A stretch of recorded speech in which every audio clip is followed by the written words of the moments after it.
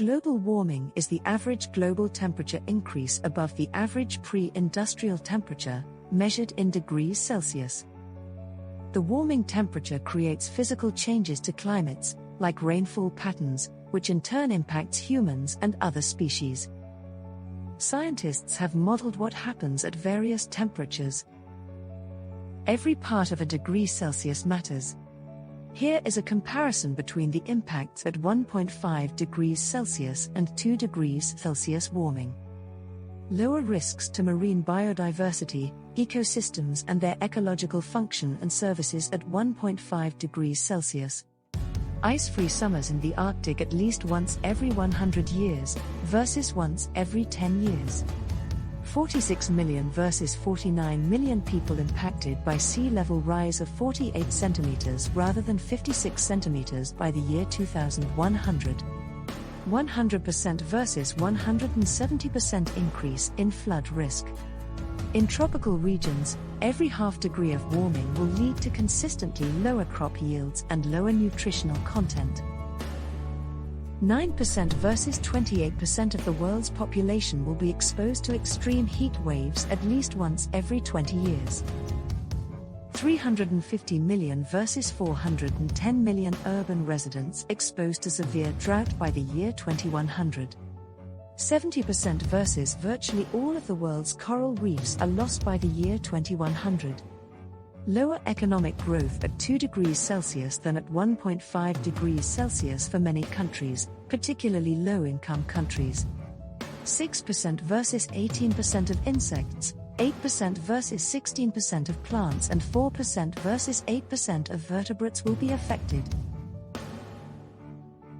Adaptation is what we do to cope with the impacts of climate change. For example, if water levels rise, people can move uphill. Climate resilience refers to strengthening the capacity of people, economies and the environment to prepare for, withstand, and respond to the impacts of climate change. It's about being able to roll with the punches and bounce back, like ensuring that everyone has a decent income. We are already at 1.2 degrees Celsius warmer than pre-industrial temperatures. At a certain point, however, we will not be able to adapt. There are already countries on low-lying islands that are awash with rising seas. Their people can do nothing but move. Other regions will eventually become too hot and humid to live in.